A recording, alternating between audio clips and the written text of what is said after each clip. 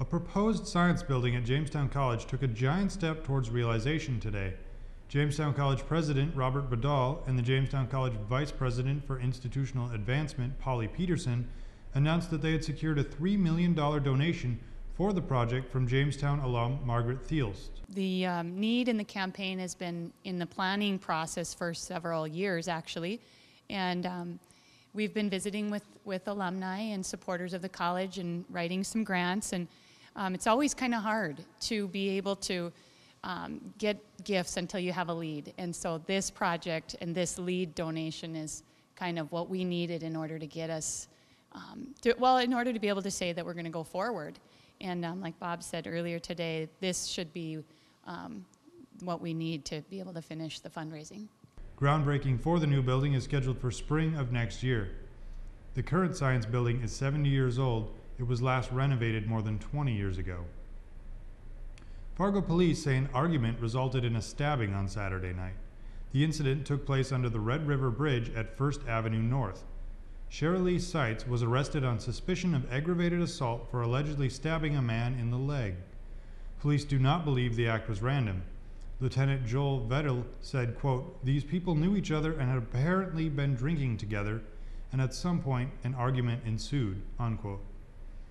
A knife was recovered at the scene. The victim's name has not yet been released, but police say he is expected to survive. A 74-year-old Riverdale, North Dakota man is missing, according to McLean County Sheriff's Department. Ronald Lee Johnson was supposed to stop in Jamestown and Valley City last weekend to visit family. After that, he was going to a medical appointment in Fargo. He did not show up at any of the locations, and his family members have not heard from him. The last time anyone communicated with him was on the afternoon of October 15th. Johnson disappeared with his gold 1982 Cadillac.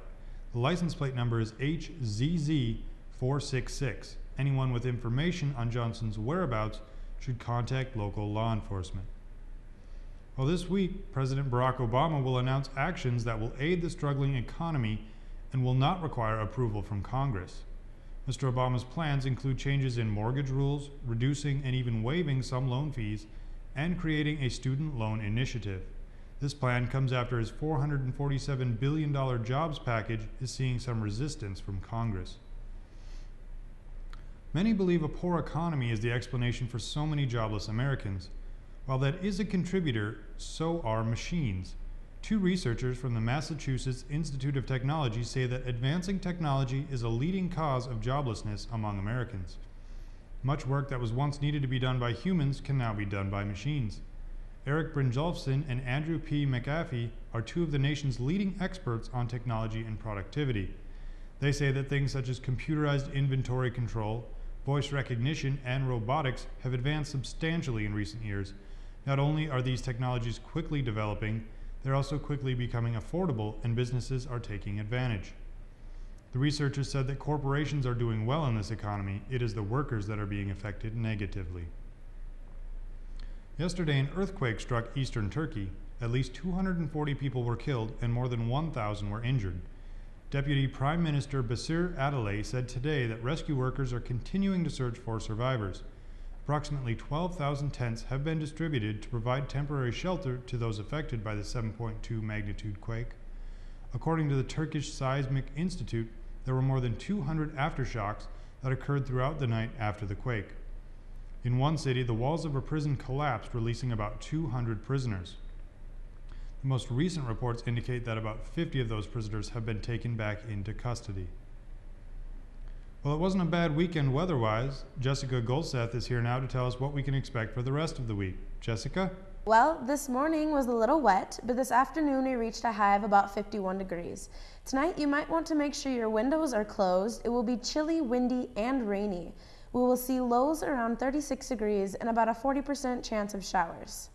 Some of you have been waiting for weeks, and whether you want it or not, it's here. Tomorrow there is about a 40% chance of rain and snow mix for most of the day on into the night. It's not going to accumulate much, and it's not likely for it to stick, but yes, snow is in the forecast. Wednesday will be mostly sunny with a high in the mid-40s with a slight breeze. Thursday and Friday will be the same. We will see temperatures in the mid-40s with again a slight breeze.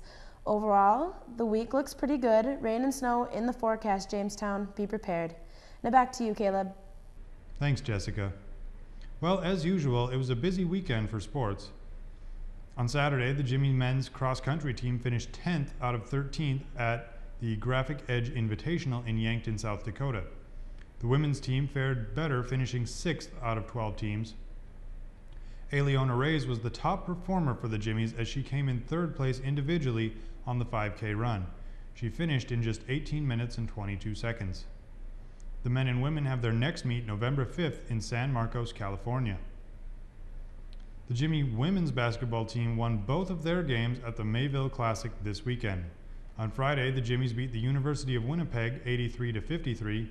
On Saturday, they beat the University of Brandon by 51 points. The final score was 101-50.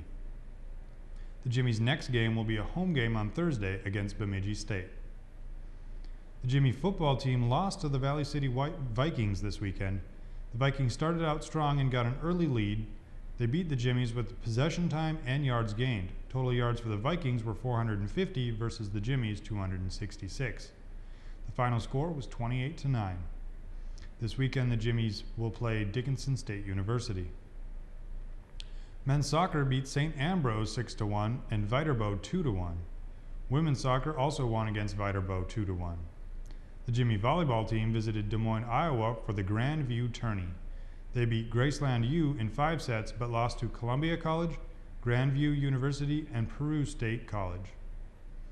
Women's wrestling was also in Iowa this weekend. They attended the Waldorf Duel in Forest City where they won 30-8. Well, that's the news for this Monday, October 24th, 2011. I'm Kaleb Hruby. Please join us again tomorrow when we'll once again be connecting the campus with the community.